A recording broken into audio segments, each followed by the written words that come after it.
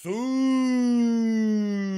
what's going on, you beautiful human beings? It's the Flying Pig here on Flying Pig United with another cheeky little preview video for you for tomorrow's game. Obviously, Manchester United versus Watford.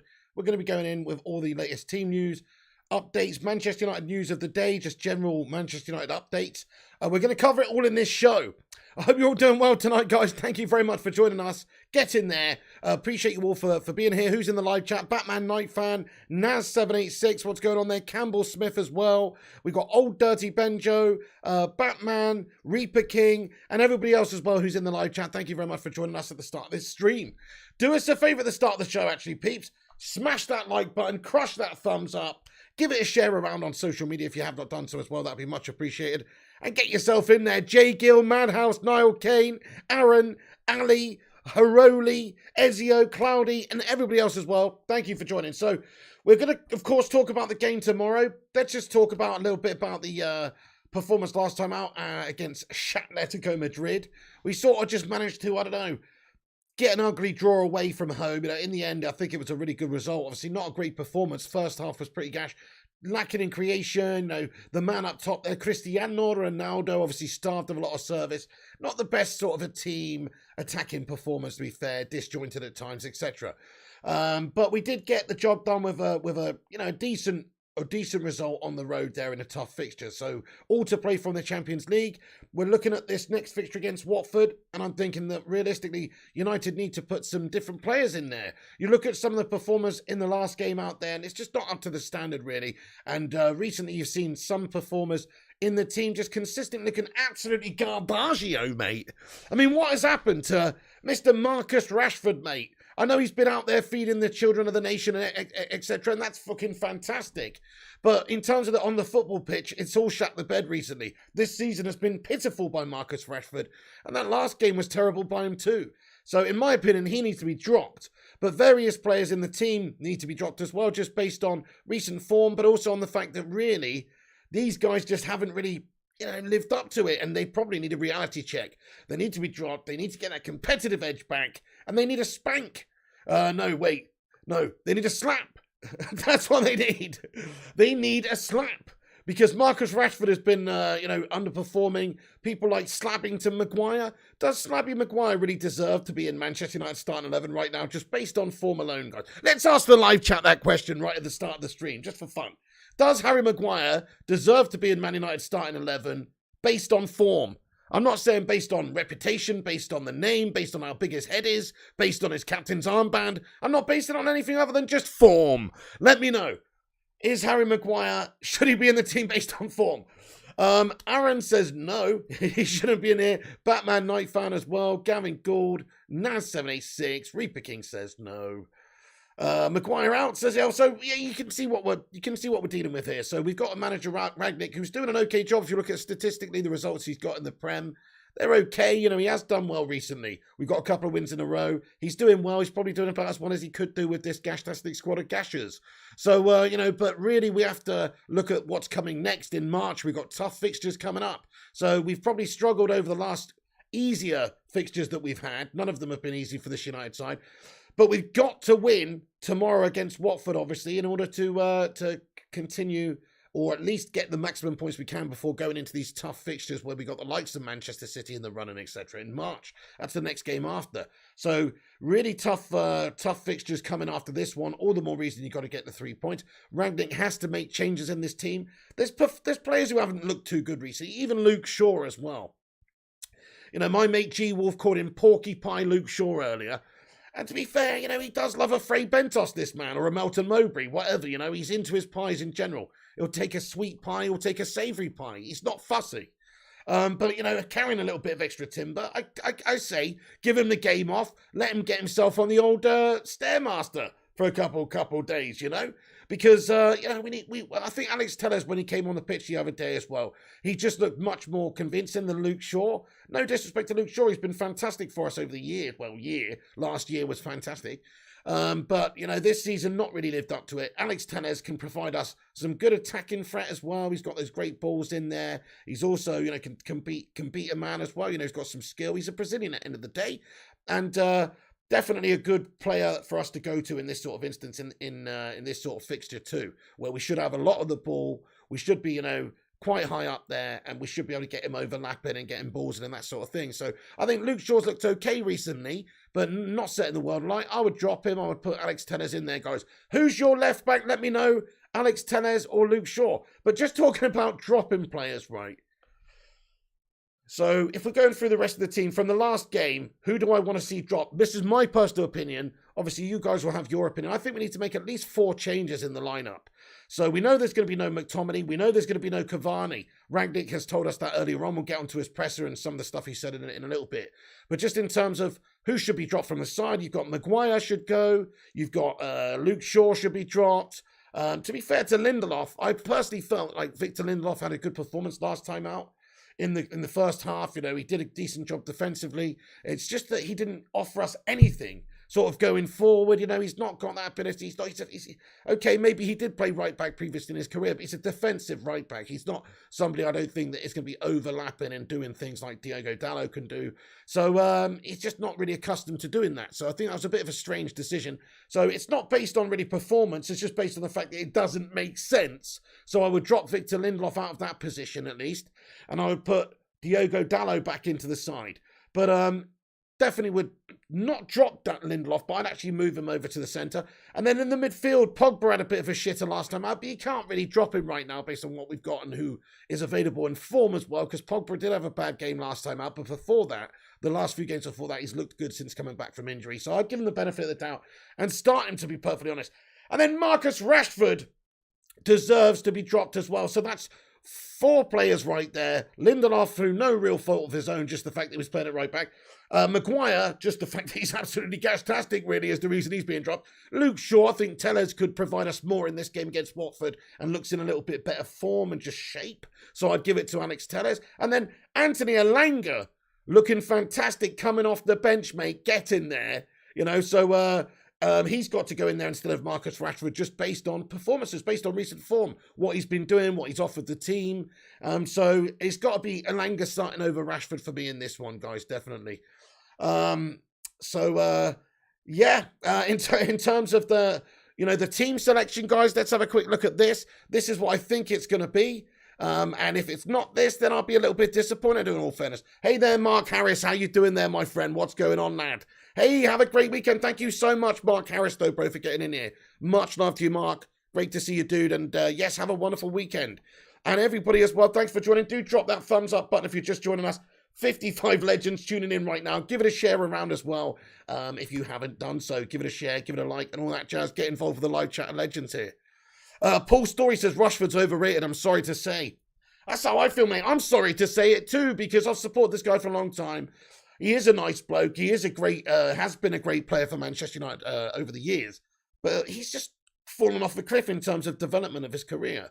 He was doing well in terms of getting better, improving, consistently getting better. And then he's just shat the bed this season.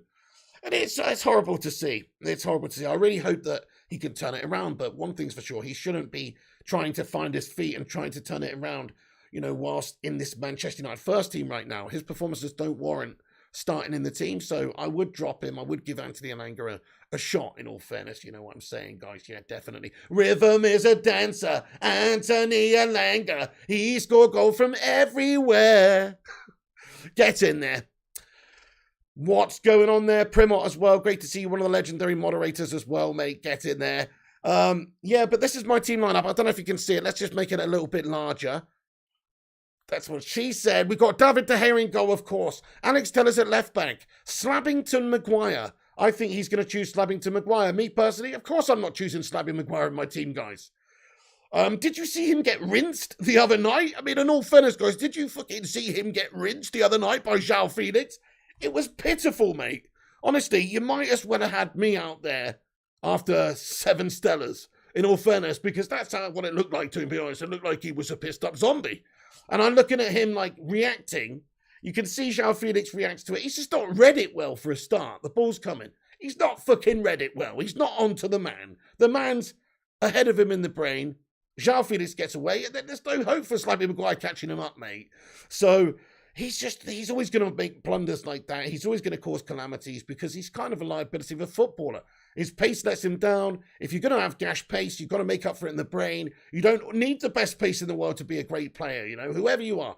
John Terry is the centre-back or Teddy Sheringham is a forward, whoever it may be. You don't need blistering pace if you've got intelligence. Slabby don't have that intelligence, mate. He's got the football awareness, the defensive awareness of a breeze block, as well as the head of one. And it definitely shows because he's just leaking goals for us pretty much all season long. So Slabby out, in my opinion. Hashtag Slabby out. Let's get one of those in there.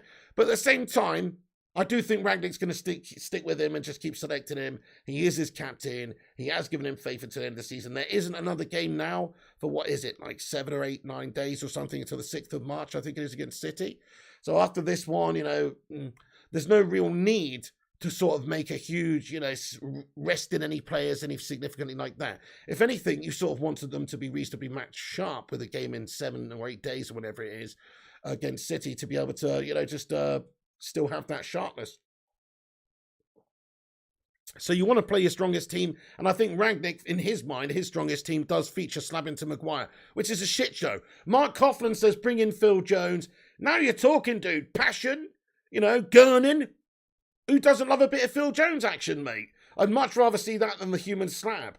But let's be honest, Phil Jones is probably not going to get a look in. The only other option I could see that Rangnick does that makes sense, or that I think he might do, is I suppose he could stop or, you know, swap Victor Lindelof over from right back where he was featuring last time out for some unknown reason and play him alongside Rafael Varane in the centre-back positions. So you could see that, I suppose. I suppose it could be Lindelof and Varane, you know, starting at the back, but realistically, I just think he's going to choose Maguire. Okay, I'm going to ask you guys a question in the live chat now. Who is your favourite pairing at centre-back? Let me know in the live chat. I think you guys mostly know mine. It is probably Lindelof and Varane. I just don't think Maguire's up to the standard. I think Bailly's a fantastic player as well, but he's in and out of the team all the time, made due to injuries and all such. You just can't really depend on him for that.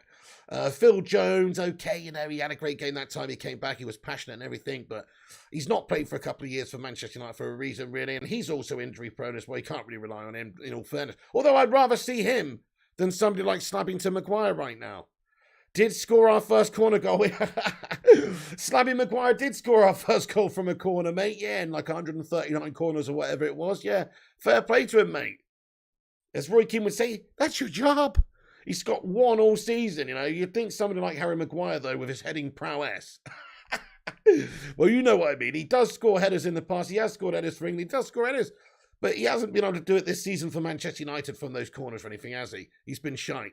Varane and Lindelof, says Eamon Barrett. Yes, good shout, mate. Lindelof and Varane, says Madhouse. Jones and Bailly, joke. Varane and Lindelof, says Soundhawker. Mate, I'd rather see Jones and Bailly than anything featuring Slabbington. Varane and Lindelof, says Primot. Still need to sign 2 centre-backs ASAP. Fair play to you. Well, maybe, do you think 2? I personally just think 1. I think we've got that dead-end Mengi coming through, mate. He looks like a real talent for the future. And until he's developed into a bit of a boss player, you know, yeah, we do need to sign 1 real classy player as well. Just cut our losses on the human slab. Send him off, you know, like fucking Evil Knievel off a ramp to, I don't know, Leicester City or whoever, mate. Just send him in there, 30 million quid, thank you very much. Go and reinvest it in a top-quality centre-back. Yeah, get 1 centre-back in this summer, partner him with Rafael Varane. Rafael Varane's a bit of an injury-prone melt so far, let's be honest, and probably will continue to do that, and has been throughout his career, so I expect him to not be fit for the whole of a season. So, you know, you've got dead-end Mengi in there. You've also got Lindelof. I would definitely keep Lindelof around at the club. He's versatile, and he's also committed. He's improved a lot. He's not made anywhere near as many mistakes as Slabbington Maguire has this season, so much more dependable, and he's improved a lot more and just looked a lot more solid than the human slab. Slabby's done all right recently. I can't really slag him off too much, but that error in the last game is just classic Slab. He was okay for the rest of it, really, but the moment in the game that matters, where it's cost us a goal, it's down to the Slab, or, you know, partially responsibility from the Slab there. So definitely not happy with his recent contribution, guys. But I'm not going to dwell too much on him. Let's just talk about the rest of the team. So Diogo Dalot coming back in. I think that is a questionable one. Of course, Aaron Wan-Bissaka's looked really good recently. Last couple of performances, I've been impressed by Aaron Wan-Bissaka. The only reason I say Dalot is I've just got a feeling that Watford are going to sit back a bit. They're going to try and hit you on the counter, and really we're going to have a lot of the ball. And we had a lot of the ball in the last game out there. We just didn't really do anything with it down that right-hand side. So we need to do more with it. And if you look at what Dalot can do, he can get overlapping, he can get those balls in, and he does have a bit of vision and execution when it comes to putting a ball in the final third. I think that's important for us. Wan-Bissaka is great defensively, questionable going forward. Final ball is questionable. And then Victor Lindelof, well, he didn't really offer us anything going forward. Although, he has got a bit about him. You look at the previous game, obviously he got forward into the opposition area and just teed up, was it Sancho? Or teed up someone for a goal, didn't he? So he has got a bit about him, but just not in the last game, not as a right back. Don't like it at all. In the midfield then, guys, Fred and Pogba. It sort of picks itself, really. I think Nemanja Matic, when he came on in the last game, looked really solid and really good. But he's a bit of a Frankenstein's monster. You got to charge him up overnight, etc. Get the full electricity vibes going on in him for a full-blooded performance. And then it's a slow, he's a quick drain and a slow charge, So I don't know if he'll be starting in this one. I very much doubt it. I think Fred obviously looked pretty decent recently. I'm happy with Fred's overall performances. What I expect to see is Fred start this game, and then probably Matic comes on for Pogba later on in the game. Or maybe even Fred, or, depending on what's going on in the game, if we're 3 or 4 up, he could just do whatever he wants, can't he? But Fred makes sense to start in the midfield, and then Pogba as well going in there. This is a bit of a contentious one, because Pogba was very disappointed in the last game, man. I was a bit gutted with this performance, because I was expecting a big display from him, and he just sort of seemed to saunter around a little bit. Yeah, he had some battles and stuff like that, but lost out on most of them. He was a bit of a passenger in that game against Atletico Madrid, and I wanted to see a lot more from him. Before that, in the previous games, he's doing bits, but these are against lesser opposition. Paul Pogba, though, tomorrow is going to be playing lesser opposition against Watford. He's got the opportunity to shine in that midfield, and we know McTominay's not available because he's got an illness, so definitely Paul Pogba should start this game, I'd imagine. And I think he should as well, even though he was a little bit gash in the last time out. The games before that, he's looked solid. He's done well in the Prem recently. So I'd stick Paul Pogba in there alongside Fred, guys. What do you reckon about the midfield? Let us know. Yeah, EV charge settings. You got to charge him up in the garage, mate. Yeah, absolutely. Again, he's not interested. He's looking to his next move, says Paul. Oh, okay, right, yeah. Interesting Paul story. Well, I do think that he's looking for the next move. But because of that, like I said previously, he should actually play well for United between now and the end of the season. Like, he's trying to put himself in the shop window here. It's obviously not, guaranteed that he even goes. Manchester United might renegotiate a new contract offer for him. He might stay. But he was trying to get a big contract either at United, if we're going to offer a bigger, improved contract, or he's trying to get a new contract or a new deal with a new club in the summer, or, on a free transfer. So, yeah, he's going to hopefully want to play really well. That's the thing. If I was Paul Pogba now, just from an individual point of view, forget the team, but just from an individual point of view, if what you really want to do in your heart of hearts is try and get a big money move away to PSG or Juventus or Real or whoever in the summer on a free, then you probably better make yourself look as damn good as possible between now and then and fight tooth and nail for the team and turn up every single week. So I do expect him to do that by and large, but at the end of the day, he does go missing for a reason, and some games he's just not effective. Some games he's just not effective. I'm gonna say, Paul Pogba is both one of the most overrated and sort of underrated players in the world, and that doesn't make sense at all, does it? What I've just said there. No, it's a complete oxymoron, mate. But you know what? Hear me out a second. On his day, he's literally as good as anybody. He can bang you 4 assists. He's got all the passing range and all the rest of it. But then it doesn't really matter, because every now and then he's just going to have an absolute anonymous game. He's just going to have an anonymous game. So you can't really say that I think he's fucking overrated, to be honest. He is hugely overrated, guys. He was overpriced and overrated. 89 million quid we pay for that guy. Have we got good value for money on that one? He's potentially going to be leaving us for a free at the end of this time. What's that, 6 years is it that he's been at the club here in this second spell? He left us on a free in the first time. He's taken 300, 350k a week or whatever it may be at the club every single week. He's only turned up about 30% of the time during that 5-6 year spell that he's been at the club. I'd say, good riddance in all fairness. Guy's not being funny, but at this moment in time, we need him because Donny is at Everton. We didn't even give him the chances. We've got McTominay, Matic, Fred, but we've definitely in need of a central midfielder. We should have signed somebody in the Jan window. We didn't, but we definitely need Paul Pogba now more than ever, don't we? Beckham says the Futinator, you get Bex back in there. Come on. Stefan says Pogba's more interested in haircuts. Well, I did like no-nonsense Paul Pogba with a short grade, mate. You know what I'm saying? I liked it. Ferguson was right, says HD Class. Well, look, Fergie had the opportunities to give Paul Pogba what he wanted and give him the chance in the team. And he didn't. He put bloody Rafael da Silva in the middle of the park or whoever it was. Instead, he wasn't interested in giving Pogba his opportunity, which is why Pogba left on a free. So, and all the rest of it, obviously not the right mentality for Alex Ferguson. And really, if you look at what he's done at United these 6 years, he's not been a United player. You think of the United players of the Fergie era where they're fighting, man.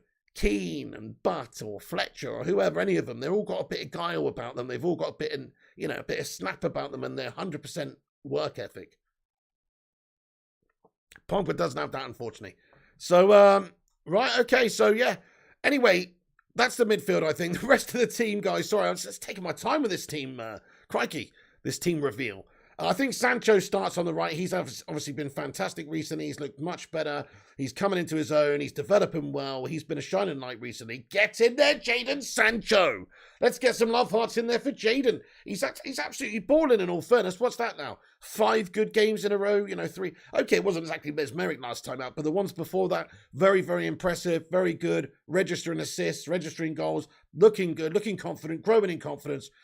And definitely developing as we want him to. He costs 73 million quid. He better be good. But he's showing signs that he is now. So I'm really happy for Jadon Sancho. Get in there. But he's got to start, Bruno Fernandes, as much as sometimes he does go missing, as much as he can be indifferent in games, he's still Bruno Fernandes. I think he's one of our, he's our most creative player. He's our most dangerous player. And again, when he's on his A game, there's not really anybody I'd rather have in the world in the team because he's fantastic. But just this season, as we've seen with a lot of the players struggling in the team, he's not hit those high levels as consistently as we'd like. We want to see him start doing it, but he has been better recently. Over on the left side, it's got to be Anthony Elanga. I'm dropping Rashford for this one. I think Rangnick does the same also. Needs time out, needs to get his head in the game. Elanga's actually more likely, I think, at this moment in time to help the team to win. Look at the performances from Rashford recently. They're anonymous. They're anonymous. He was terrible in the last time out as well. So Anthony Elanga definitely makes a lot of sense for me to come in to come into the side. Madhouse, what's going on there, Madhouse? And hey, Devils United, how you doing there, Maisie? Hey, great show earlier, both on your channel and the one on my channel as well. Shout out Devils United, get in there. Thank you for getting in there. So just to finish off my team there, Ronaldo up top. So there you go, Elanga over Rashford. Oh, hang on, no, that's what I was going to ask. Rashford or Elanga, guys? Who starts? Who do you want to see start in the game tomorrow? Let me know. Rashford or Elanga at left wing? Who should start? Come on, it's an easy one, isn't it? I mean, I know Rashford's more senior. I know maybe he just needs to sort of like have one good game to maybe get back on track, but there's no signs that game's coming, and it's just going to hurt the team, I think, at this moment in time playing him. Elanga says Naz786. Devils United says Elanga for me. Elanga says Susan. Elanga says Naz, Elanga says Eamon, Elanga says HE Class, Elanga says Ali. Well, there you go then, peeps. So hopefully Ralph Rangnick feels the same, that it makes a lot of sense right now just to drop Rashford. Give him some time out. We're not throwing Rashford away. We're not discarding Rashford. We're just saying, listen, you need a bit of time out, mate. We need a reality check. You need some time really to sort of just take stock of your situation, really. Get your head right. And get that determination back, and look at Elanga on the pitch there from the sidelines doing bits every single week, and you're sat on that cold bench, and that should give you the emphasis and maybe the impetus to go out there and put in some decent performances for us. And actually, I don't really see any negative for it, because how about Rashford coming off the bench?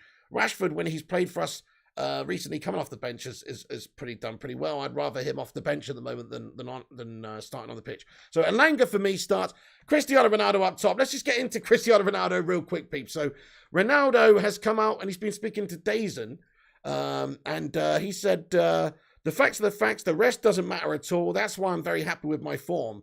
I'm still scoring goals, helping both for the national team and at Manchester United, and that's why I want to continue like this. And he also basically went on to say that he wants to play for, you know, a long time more. So to quote him further, speaking to DAZN, he said they was asked about whether or not he would want to play beyond his 40th birthday, and he said it's hard to say that I don't want more because I'm at a club that gives me the opportunity to win more things. Why not? And in the national team too. I know I don't have many years left playing. 4 or 5 more. Okay, hell, mate. We'll see, and I want to win more things. 4 or 5 more years this guy's going to be playing, is he? What a fucking lunatic. Fucking love this guy. And I bet you he's still better than most of the fucking kids coming through even then.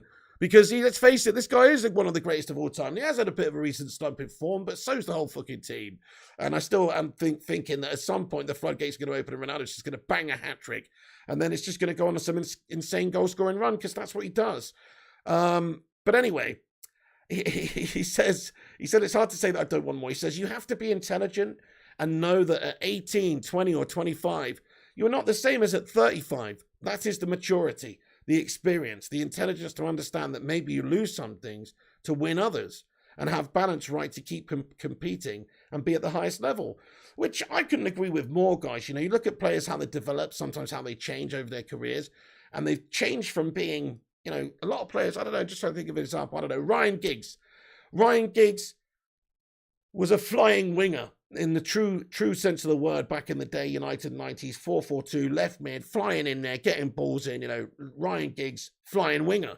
But later in his career, you know, he sort of turned into a central midfielder where he's a ball player, you know? I mean, that is very different to being a flying winger, you know? So players can adapt, they can change their games. And often what strikers will do as well, when they lose that pace, obviously they've got to then, you know, be more of a bit of a fox in the box. Cristiano Ronaldo's done that well over the last few years. And, you know, Zlatan's obviously had to do that sort of thing as well. These guys are physically impressive, but they've got to be slowing down from what they were when they were 27, of course. So they just, he's right. You know, you've got the intelligence. You make up for it in wisdom and just knowing the game. So, but also they are going to have physical issues and physical decline over the next couple of years. That's just going to happen. But wouldn't it be amazing if Ronaldo played until he was like 42? He's 37 now. Imagine if he did play another 5 years until he was 42. Not at Manchester United, obviously. I'm guessing not at United. But Sporting Lisbon or somewhere, you know, good standard, still in his 40s. That'd be quite amazing. I'd love to see that, to be honest. But anyway, so he said, it's not easy, but it seems to me like, because I show you year after year, the numbers speak for themselves. He says, I don't have to tell you that I'm very good, because the numbers are there. Come on, Ronaldo, mate. Love this sort of chatter. He says, the facts are the facts, and the rest is not. Wait, hang on. Have I got a picture of this? Yes, I do. That's what he says. The facts are the facts, and the rest is not. It doesn't matter at all. That's why I'm very happy with my form. I'm still scoring goals, helping people, teams, both for the national team and at Manchester United. And that's why I want to continue. So, he has actually helped the team recently. You look at the game before last. He didn't score, but he's pulling the strings a little bit.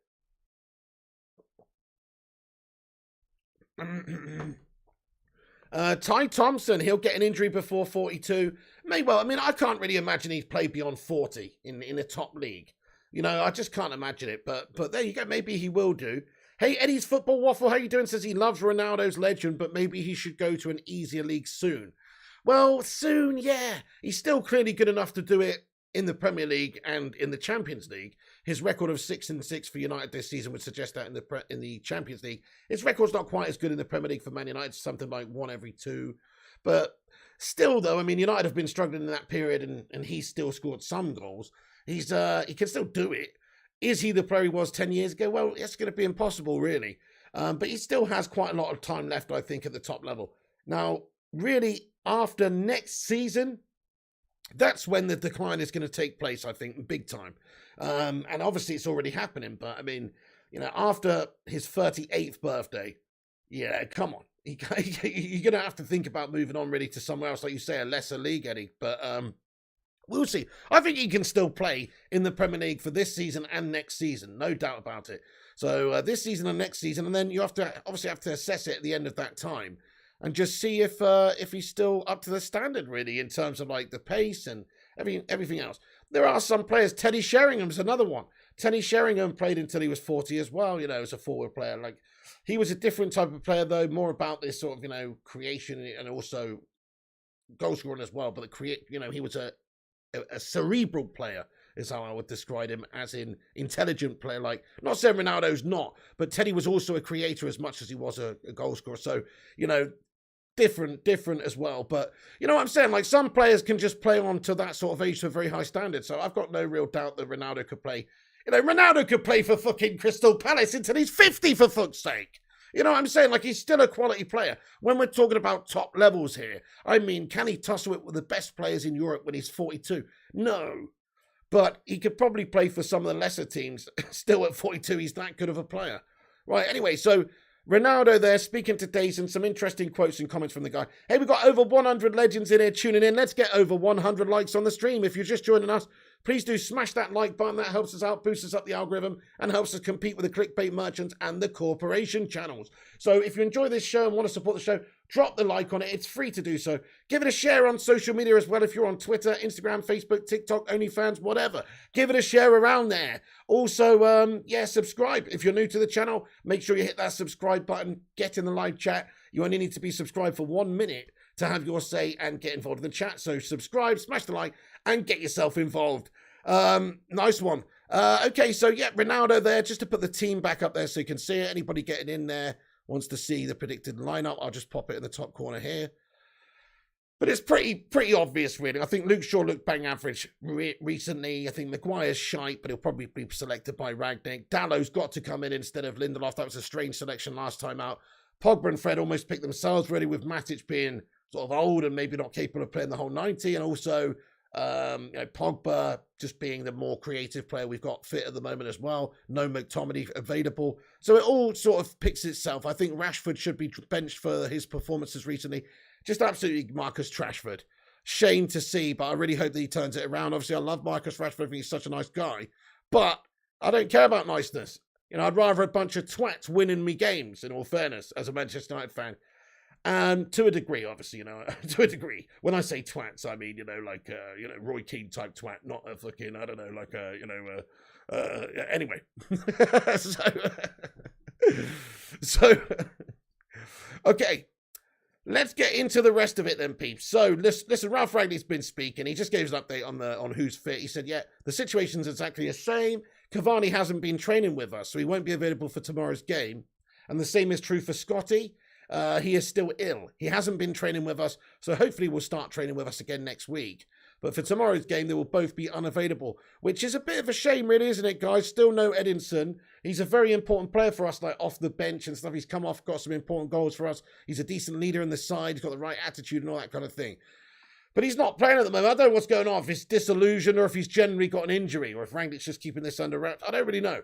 But it just seems like Eddie's always fucking out injured with something, which is a big shame because he is a big player and we're not going to have him. But obviously Ronaldo is the man for Manchester United this season. We signed him for a reason. Cavani was always going to play second fiddle to Ronaldo anyway. And if you're playing a one striker up top system, then it's got to be Ronaldo anyway. But it is a shame just to have slightly weaker squad for a game like this. So yeah, just an update there. Also, Ralph Rangnick has said that United's clash with Watford is very important in terms of the team's battle for a top four finish. He said, yeah, it's very important. We've got to keep the momentum going. He says this is the case with almost every game we had to play and we'll be playing in the future, which is true. He said we have to keep the momentum, win tomorrow against Watford, and then be ready for upcoming games afterwards against the top teams. So yes, we are fully aware that we have to win the game tomorrow. So, and that's the situation as it is. You can't slip up tomorrow against Watford because you've got Man City next. And that is not, well, this United side, it'll be an upset, I think, if we beat them. We can still beat Manchester City. Of course we can. We saw Spurs do it the other day. Of course Man United could do it. But it still would be somewhat of a little upset at this moment in time. So you can't rely on getting points in that game. You've got to get them in this game against Watford. So yeah, players out. Eddie, Scotty, and Mason obviously still unavailable as well. Right, okay. And he's also said that his attention is only solely on the Watford game. He's not looking ahead to that Manchester City game or anything like that. Because, like we've just said, this is the most important game to win right now. Right. McTominay ruled out. Yep, already covered that, haven't I?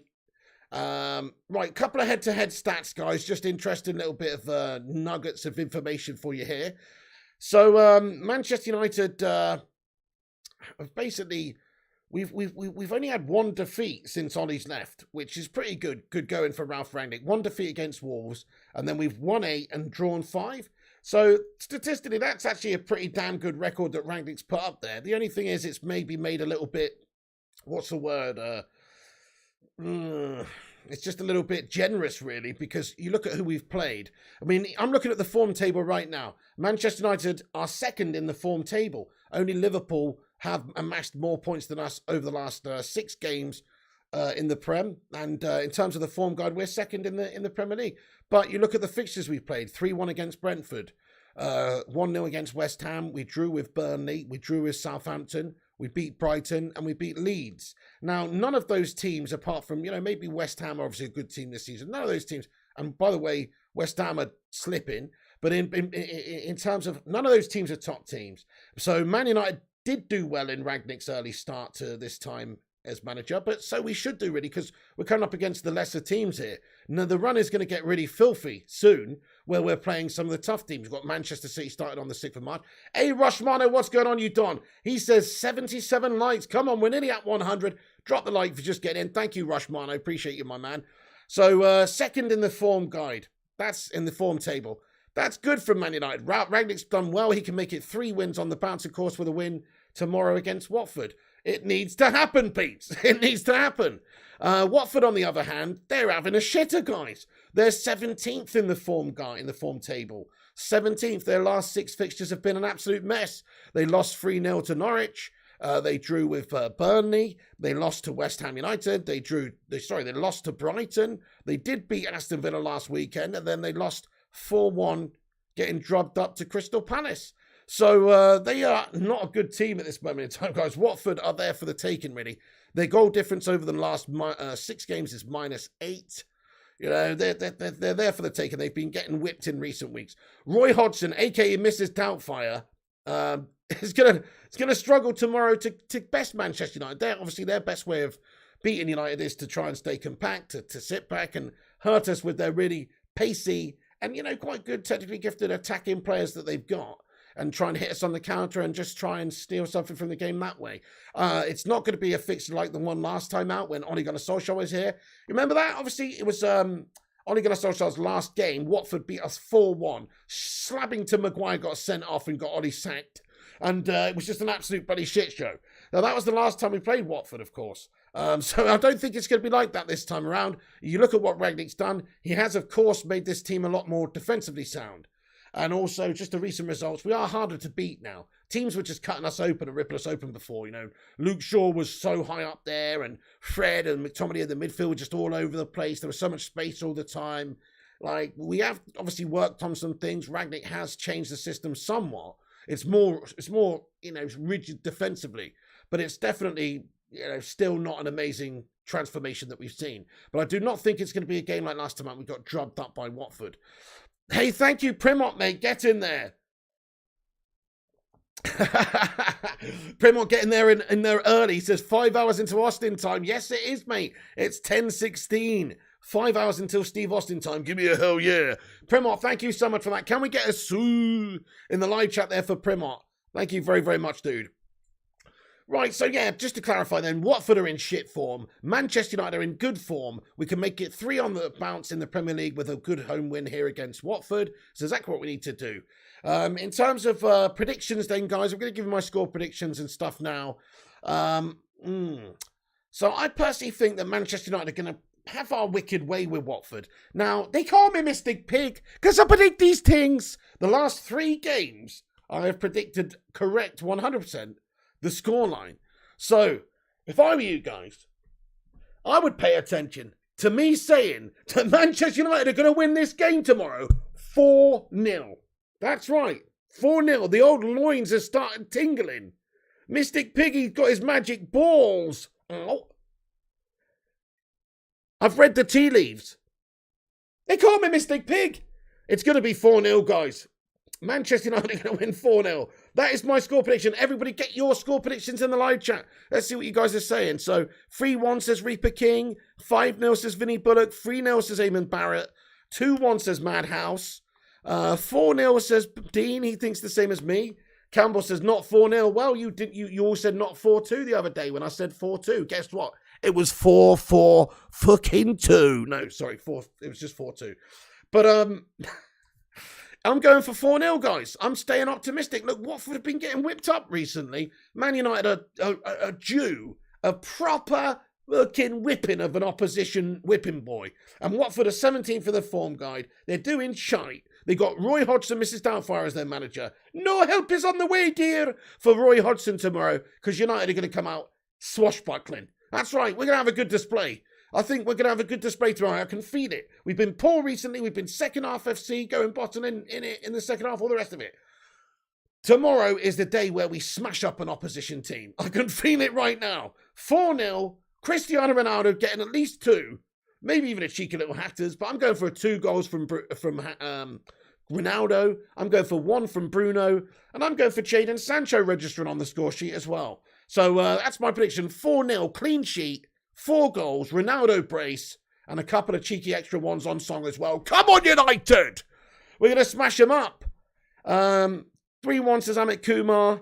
Madhouse is what you on, Piggy? Mate, I'm on nothing, dude. All I'm on is straight up common sense, dude. United have been, it seems like we've been stifling recently. We've been struggling. We've been, failing to really unleash. We've been cruising in 3rd gear. We haven't been able to get up to 4th or 5th or 6th or fucking top gear, mate.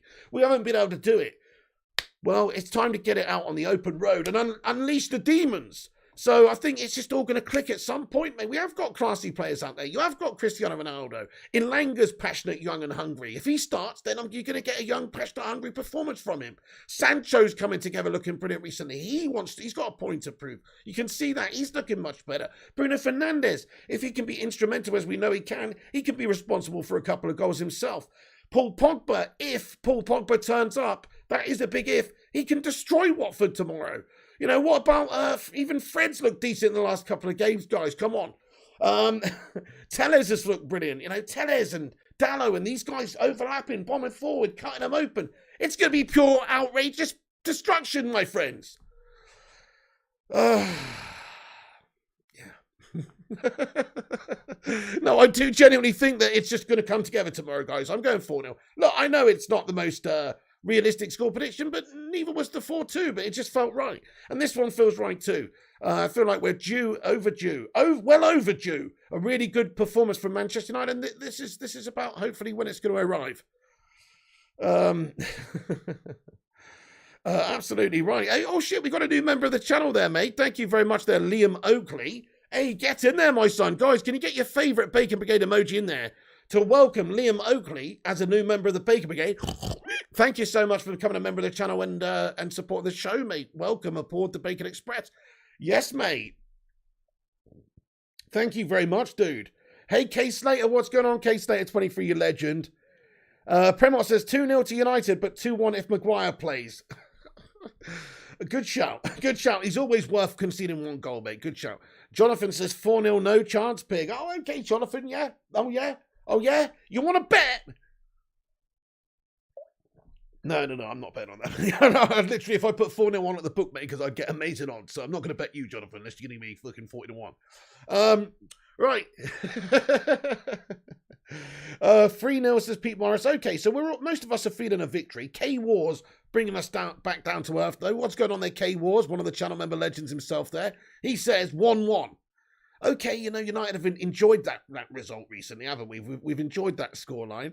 I could see us struggling again in this game, but we've just pieced it together a little bit better recently. We did dispatch of Brighton. I know the first half they sort of outplayed us in terms of the ball, but second half we did get the job done. And then, of course, we were much, much better in the game after that, which for some reason has gone out of my head as to who we played literally the other day. But we did obviously get the job done in that one and win the game. And then in the Atletico Madrid game, we got away with a cheeky little result in the end. Not a great performance, but, you know, there's signs. There's just some signs. The Rangnick's bringing it together a little bit, that the team is starting to gel more so, that we are starting to, you know, just be more solid defensively, and hopefully that will give us a good foundation to build off of and score some goals and win some more games and pick up the points. One thing you have to say about Rangnick's tenure so far is that I really don't think that the team's played overly well at all in a lot of the games. And like when I went to look at the statistics earlier on today, I was kind of surprised just how many games he actually has won and how many points he has picked up. Like, he's managed to get some pretty decent results, and there has been a couple of stinkers along the way, but really he's done a good job getting results when United have been playing shite, in all fairness, if that makes any sense. Thank you, Jonathan Gallagher, mate, with a €2 super chat. He says, we aren't winning 4-0, Pig. It will be hard to win, Pig. Win it, Jonathan Gallagher, mate? We're Manchester United, my son. And they're Watford, and they're 17th in the form table, mate, struggling, really struggling, getting whipped up by all sorts of teams, mate. You know, let's have a look at their last fixture, dude. I'll tell you who their last fixture was. Yeah, you want to know? You want to know, Jonathan, mate? Because I've forgotten now, but I'll remind myself real quick. It was Crystal Palace, mate, and they got battered 4-1. Okay? So what makes you think that Manchester United can't do the business against this Mrs. Doubtfire-led Roy Hodgson fucking teammate? Come on, Jonathan Gallagher, mate. Ever the pessimist, lad. United going to smash them up. Stefan Harringtonio says, Roy is a dinosaur. Yeah.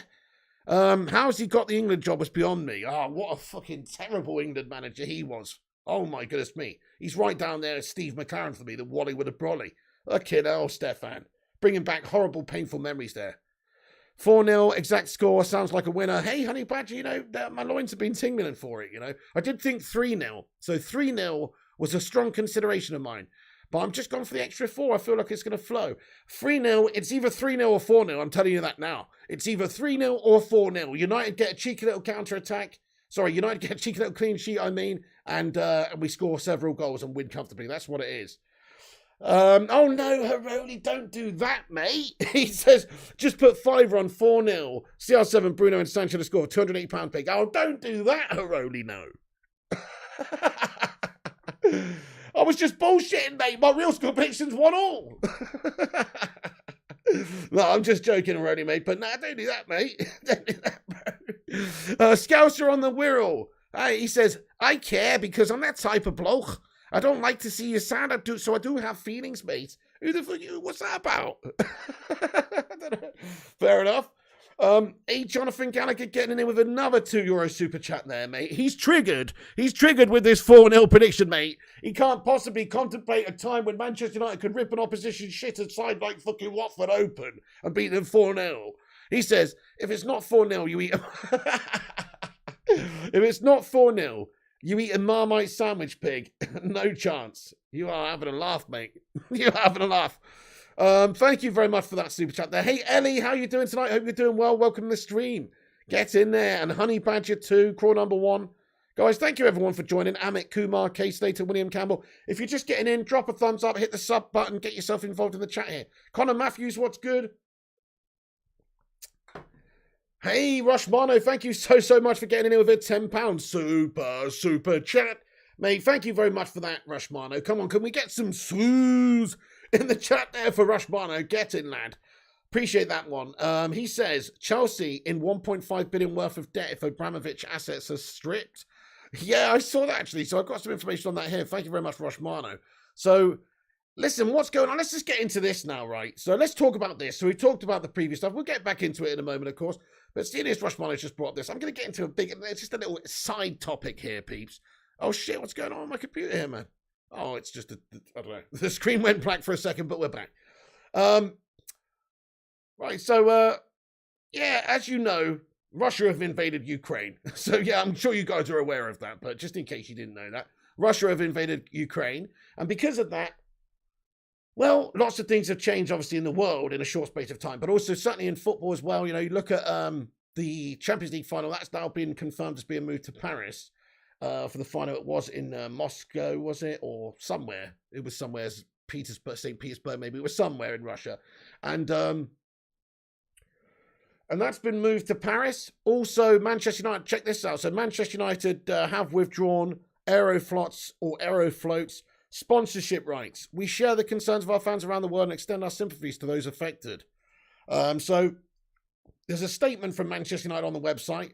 It says, in light of recent events in Ukraine, we have withdrawn Aeroflot, is it Aeroflot or Aeroflot? I don't fucking know. Sponsorship rights. And we share the concerns of our fans around the world and extend our sympathies to those affected. So, for a change, I would say, Manchester United actually doing the right thing with something like this. I'd say, for a change, they've actually made a decent decision quickly for something like this. Because, essentially, people say, oh, what's with all these sanctions on Russia and stuff? But ultimately, I don't want this to get into a big political debate either. This is a football show. But essentially, you are... Unless, if you're going to contribute, you're basically contributing to Putin's war, financing Putin's war by doing business with the Russians at this moment in time. That's the fact, and that's the cold reality of the situation. So Manchester United cannot have this deal, this sponsorship deal with this company because of it. So I say fair play to Manchester United on that one. Yeah, that's right, Batman Knife. And let's get some hand applause emojis in the live chat there for United on this one. Because it is the right thing to do, and they've taken early action on it, and I think it is the correct thing to do, because, like you say, whoever it may be, Aeroflot's chairman, or, Mrs. fucking, Vladivostok, or whatever her name is, who works in their PR department, like, she's done nothing wrong. But, like you say, ultimately, that's why there's all these sanctions being imposed, and all these, trade deals being thrown out and all the rest of it. It's because of you are funding the war. You're funding their war. So, in that sense, it's definitely the right thing to do. But because of that, there's going to be a knock-on effect in wider football, like Rushman has just said with his super chat there. Roman Abramovich is obviously Russian. He's somebody that's seen as somebody that has, he's very, very much friendly with Mr. Putin, isn't he? He's also somebody that is supposed to be, he's labeled as an enabler for Putin's regime over there in Russia. I'm not getting too deep into it. I don't want fucking Yuri and Vladimir popping around and knocking on my door anytime soon, so I'm going to stay pretty tight-lipped on it. But still, Roman Abramovich is Russian, and he's obviously a Russian oligarch, super billionaire. And look, if the UK government decides that, he's out, he can't be in the UK, he can't trade in the UK, then what happens with Chelsea Football Club? Well, it's an interesting one, isn't it? So there's a story here that we've got that says that Chelsea could be left with 1.5 billion headache if Roman Abramovich is sent packing from the UK. And, just basically because various different reasons, various different reasons. But it's quite interesting. I mean, I don't really know what would happen with the football club if the government did decide that there would be such a sanction as them, or such a decision to maybe just take that club back. That sounds pretty crazy to me. I don't think it really would happen in this day and age. But, certainly if they can make it so it's just not really worth, look at this. So they could seize things like seizing his assets, including his £152 million home. So he could just basically make it so it's impossible for him to sort of live in the country. He's a very strong action against high-profile Russian individuals who are of concern. Abramovich has repeatedly distanced himself from direct links with the Putin regime, and associates insist Chelsea would be sheltered even if he was added to any list. However, as government sources warned last night, there will be more sanctions. Any attempt to disrupt the heavy flow of Russian cash into Stamford Bridge will spark alarm. So, you just don't know what's going on there. But that would be fucking funny if Chelsea got sacked off and they just had to they had to just go back to being that fucking FA Cup team again, That'd be brilliant. I'd love that. Yeah, I'd love that. We can be second tomorrow with sanctions, says Madhouse. Right, okay, so, but anyway, just an interesting topic there, obviously, regarding that. So Manchester United have ceased their sponsorship deal with Aeroflot, and also more sanctions coming from the UK government potentially for Russia and Russians. And certainly rich Russians, influential Russians. I believe there was a few Russians the other day, I forget the names of them now, high-profile billionaire-type Russians that were in the UK. It was on the news, and they had all their assets frozen and everything fucking frozen. So it's not going to be easy for these guys. Right, okay then, guys. So, fuck Aeroflot, says Jimmy Jam. 136 legends joining, guys. Thank you for joining. Now it's time to Actually, before I do that, I'll just cover a couple of little other bits of news. We'll have a Q&A in a minute, though. We're going to have a Q&A, but before I do that, yeah, drop a like on the video. Subscribe so you can chat in 1 minute's time and get your thoughts and opinions in. But yes, yesterday there was a lot of stories coming out about Manuel Akanji, that there were rumours that Ralph has recommended him to the club and that United were in for him.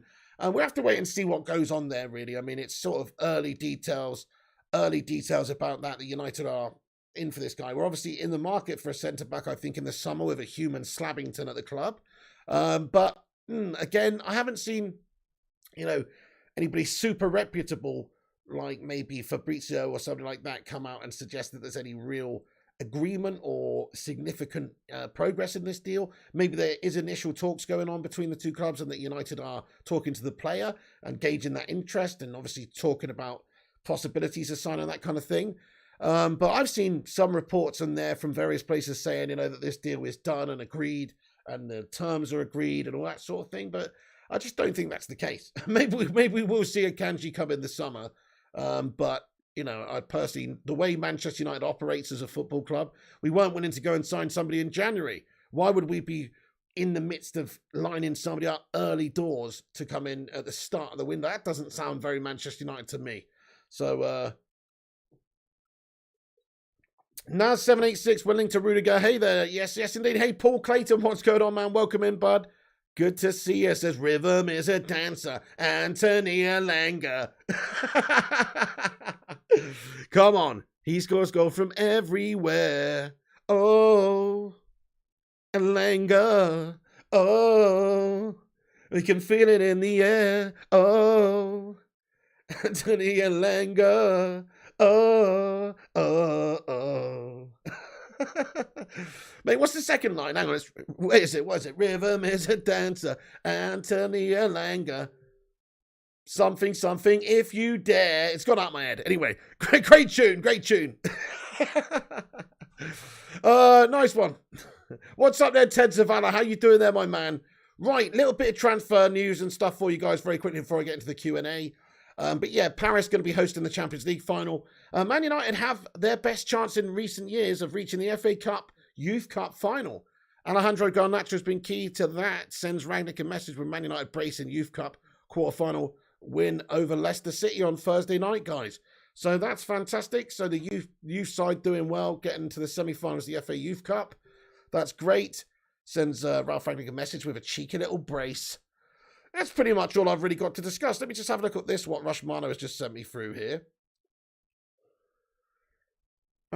What's this then? Oh, okay, so just a bit of info in regards to Man United being interested in potentially Hakan Calhanoglu as well. Just asking into some for more information. That's interesting. So, yeah, I mean, we'll have to see. United generally we just haven't really acted early before windows open, have we, recently? So it would be surprising for me if we did. But hopefully, hopefully we do get some business done. Thomas Tuchel, also thanks for sending this from the Telegraph. Thomas Tuchel admits that Russia's invasion of Ukraine and calls for Roman Abramovich's sanctions have caused uncertainty and worry at Chelsea. Very honest appraisal from him. Oh, let's have a look at what Tuchel said.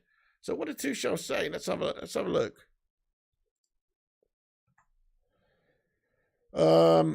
He said, there are so many uncertainties around the situation of our club and of the situation in the UK with scenarios like this that it makes no sense if I comment on it. Oh, okay. He said, we are aware of it, but we do not have such much inside information as you think. I am aware of all these scenarios and I'm aware of all these discussions. I would love to take my right not to comment on this until there is a decision made. But we are aware of it and it's distracting us. It's worrying us to a certain degree.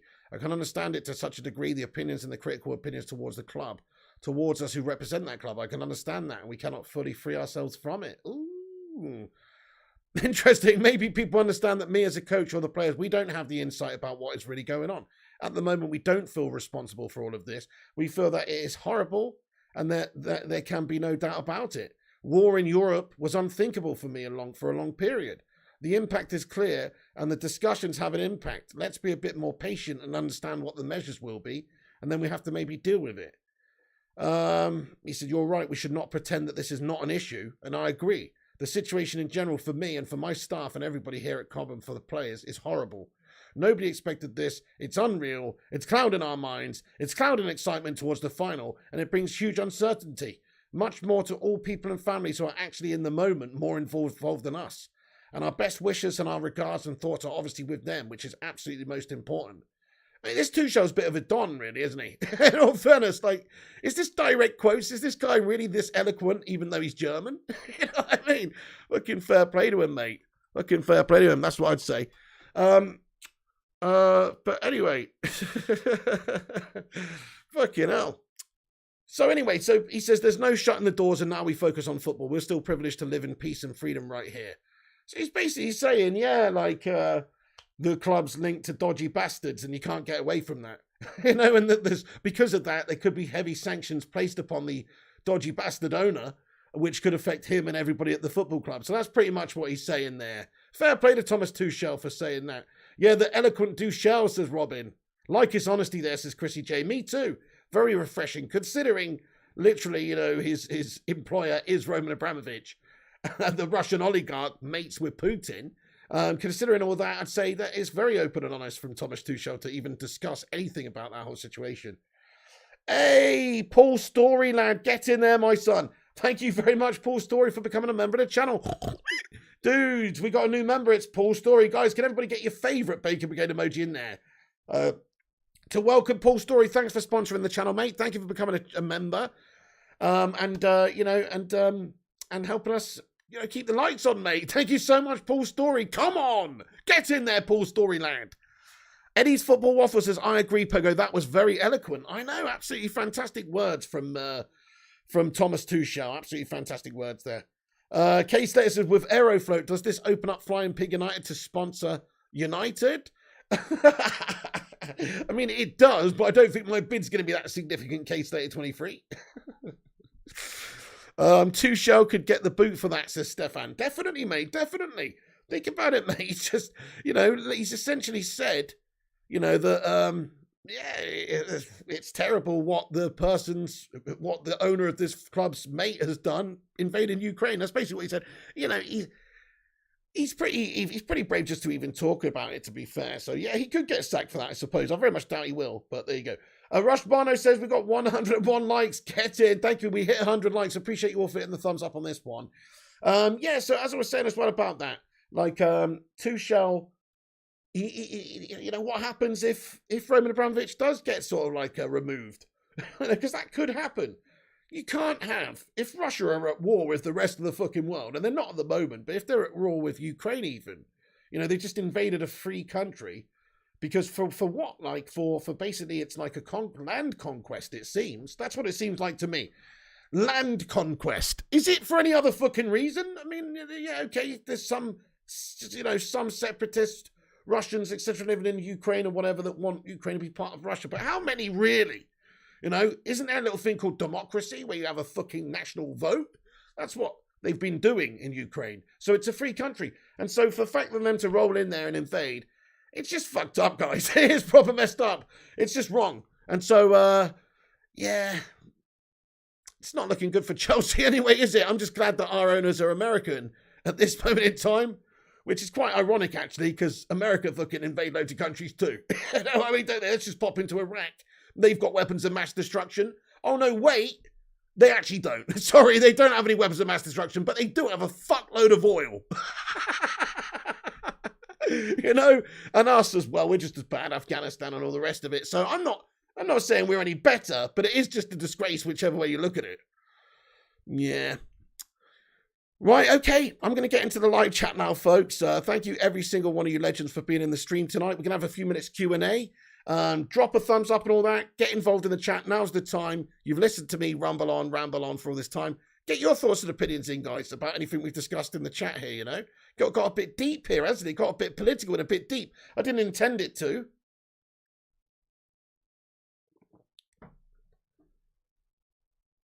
Jonathan Gallagher, thank you for a €2 super chat, mate. He says, missed my super chat ping. Oh, sorry, Jonathan Gallagher, mate. You absolute legend. I appreciate you for sending a super chat, mate. See if I can find this one.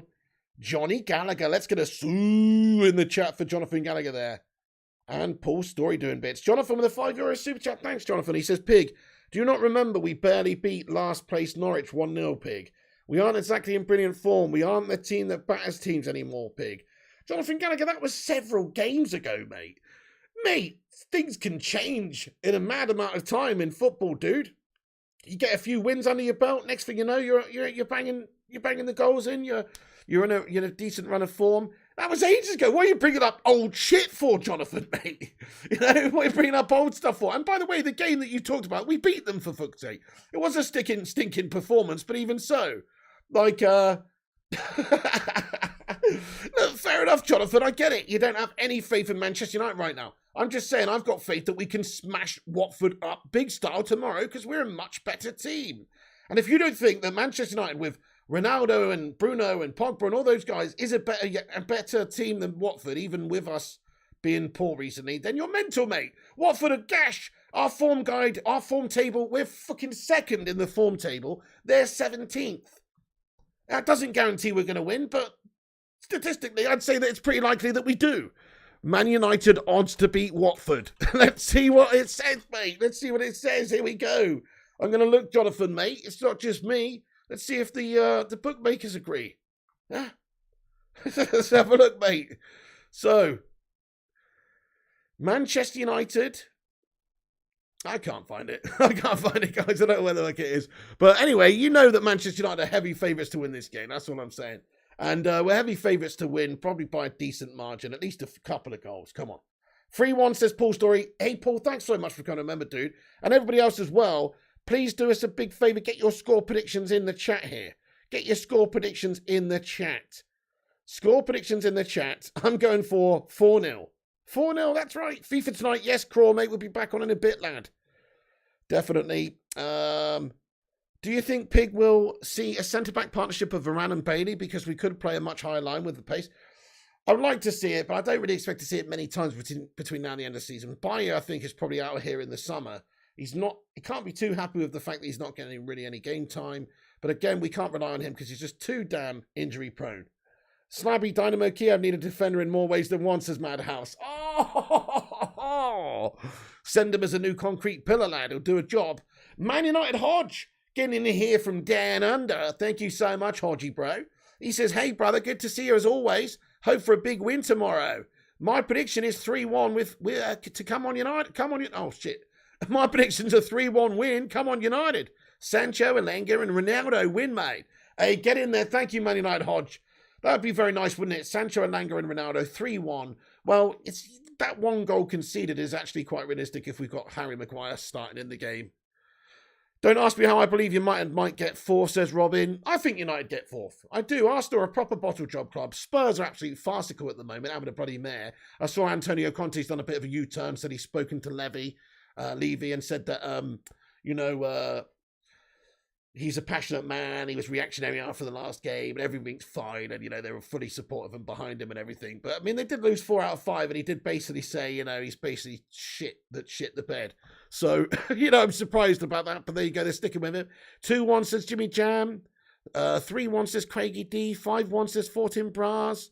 Odds checker. That's a good shout. 5-0 says Vincent Bullock. 3-1 says Craigie D. 2-1 says Mark Harris. 3-1 says Chrissy J. 4-0 says you smoking. Well, even if I was smoking, it's still a good prediction, mate. Man, Crystal Palace beat them 4-1 last time out. Yeah. Come on, have some faith. Well, that's fine, guys. I'll tell you what, I look forward to tomorrow about 5 p.m. where all you guys coming in the live chat going, you called it, Pig. You called it for the 4th week in a row, son. That's right. I'm looking forward to that moment.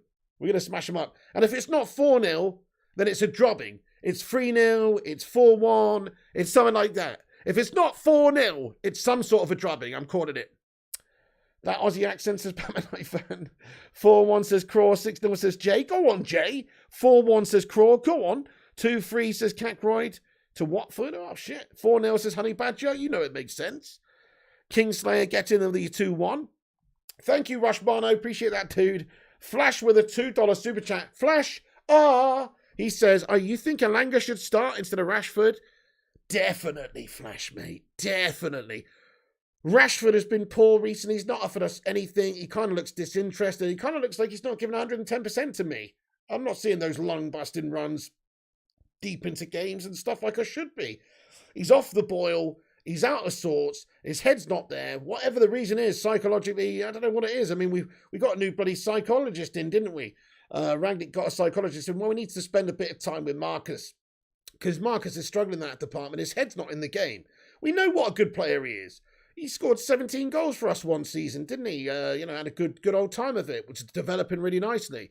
And now it's got to the point where he's got to step up and be a more senior player for Manchester United. Because what is he now, 23, 24? He's getting, he's not a whippersnapper anymore. He's taken a slightly more senior role in the squad where he's got more expectation and pressure on him.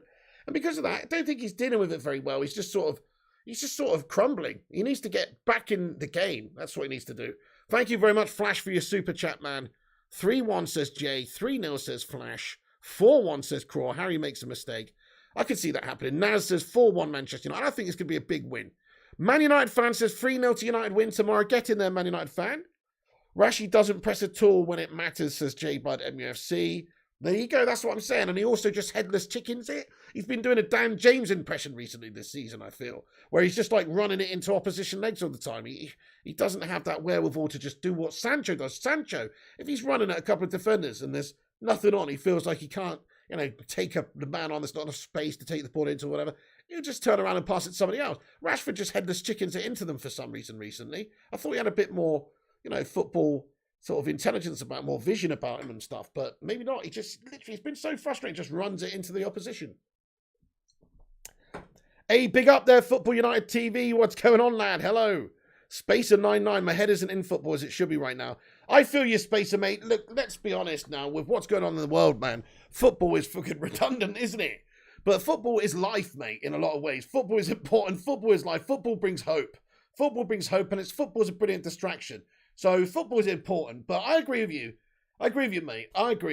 Like, there's so much gash that's going on in the world. And for now, I'd like everyone just to take a moment to get a peace emoji in there, or a one of these, or a peace sign, or a dove. Let's get some love hearts in the live chat as well. And let's just wish the people of Ukraine, the best possible that we can, mate, because it's a horrible situation. Literally, the other day, they're a free country. They've been invaded by Russia. I mean, just imagine what it feels like to be, anybody within the confines of that Ukrainian border right now. It must be pretty shit, guys. So sending thoughts and prayers to those guys. And look, I'm not a political scholar. I don't know deeply about the intricacies of what's gone on with Ukraine and Russia relations over the last fucking millennia or however long. But from what I can tell, this is more so a conquest move, a power move. It's more so, it's not really 100% necessary. It's not even really that necessary. There's other ways to solve it. It just seems like it's it's a show of force, a show of strength, a show of power, a show of it's just for somebody who's got a bit of is power mad. That's the way I see it. So. Fucking shit show, man. I just hope it doesn't escalate into anything more so. But yeah, it is getting closer, Spacer 99. That's what I'm saying. It's in the UK. It's in the Europe, I should say. Ukraine's in Europe, and I tell you what, it's just, I don't know, man. I mean, you can who the fuck knows what's going to go on there. But I'm not hugely political, but I've been following it very closely the last couple of days, and it is a hairy situation. Let's just say the least, guys. Let's just say the least. Right then.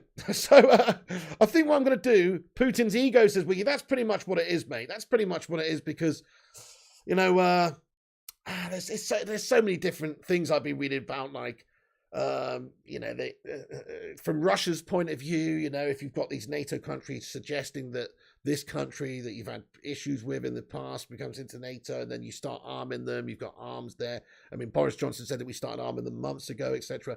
Once that happens and you've got other NATO allies arming Ukraine, then obviously it just sort of, that's on Russia's doorstep. That's kind of like if it was the other way round, just think about if it was the other way round. That's what I'm saying. Like, let's just imagine if it was the other way round and they just start fucking arming Wales and, or Ireland.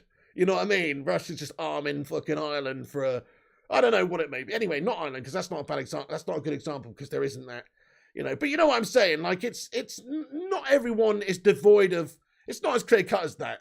There's obviously one person who's initiated an invasion here, but it's not as clear cut as that. There's obviously discrepancies. There's obviously other things that have happened that were beyond my pay scale.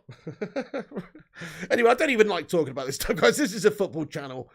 Fuck that stuff. But at the same time, I do really feel bad for the people of Ukraine who who are being, killed and affected and dispersed and moved from their homes and having their homes blown up, and it's fucking awful. Yeah, there you go, Primark. If NATO just accepted the application in the first place, there you go. There you go. You can watch live footage from Ukraine on YouTube, says Craigie D. Yeah.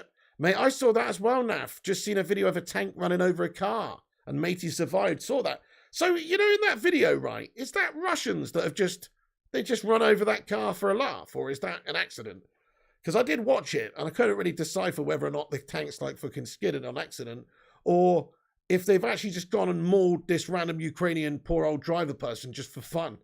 Because that's what it looks like in the video. But fucking amazing that person survived. Yeah, some Ukrainian legends just cut him out of the car afterwards.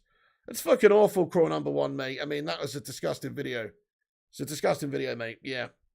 Isn't that crazy? An invasion in real time, says K-State23. Yeah, we're watching it all over social media, man. It's actually mad. Edward was available to negotiate. It would take 12 months to agree, says Roshmano. Oh, no, yeah, he'd never get the job done. Do you know what would happen if Ed Woodward was in charge of negotiating with Russia for Ukraine, for giving Ukraine back? Basically, what would happen is Putin would end up taking fucking Ukraine and Poland for the price of a fucking £1 fish, probably.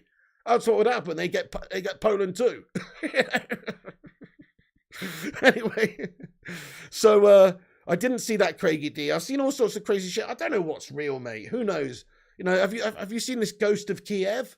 Have you seen the Ghost of Kiev, guys? This new ace combat pilot who's downing all these Russian fighter jets and stuff. Fucking nutty stuff if it's true, but that's it. It could just be propaganda to make the Ukrainians feel united and stronger and feel better about the war, But fair play if that's true. The Ghost of Kiev, mate, fucking taking out those Russian fighters like you wouldn't believe. Anyway, if it's true. Right, okay. Yeah, Devils United says just absolutely awful, upsetting videos I witnessed. Just hope Putin speaks to the Ukraine president and sorts this. Yeah, one thing I'll say, the Ukraine guy, it's hard to really know anybody based on just watching a few videos of them, because I never watched their Ukraine's president before this all happened. But he seems like a pretty measured person, and he seems pretty measured. That's what I'd say. But obviously on the other side of it, they don't seem so measured. So there's only so much you can do. You can't just completely bend over and just surrender. But there's got to be some middle ground. You've got to give somebody like that something. Otherwise, they're just going to wreak down fucking terror and havoc, and it's going to be terrible. So, yeah, Poisonous Nut says that's just propaganda pig. Well, that's what I said. I said it could well be propaganda, but if it's true, pretty fucking cool.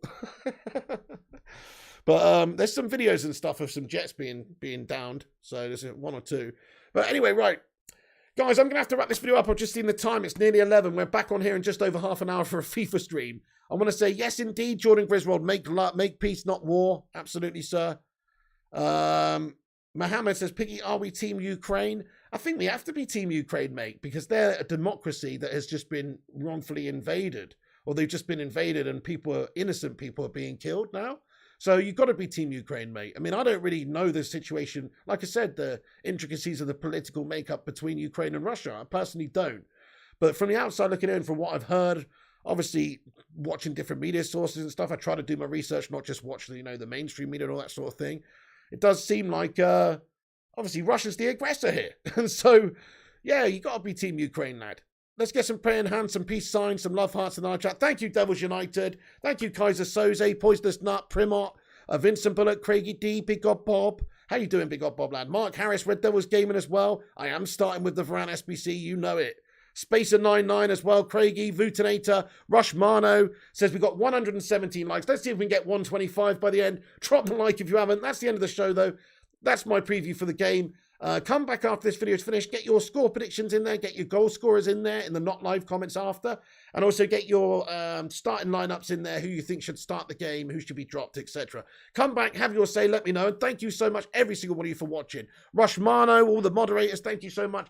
All the channel members, thanks for supporting the channel. The Hoop Man as well, much love. Mark Harris, Naf.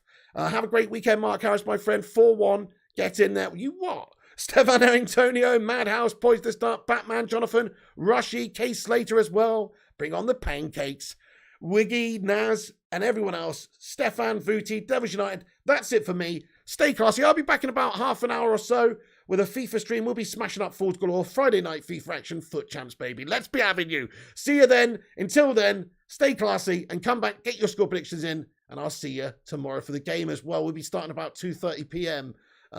Before the 3 p.m. kickoff. So make sure you come and join us for the watch along tomorrow. See you later. And come on, United!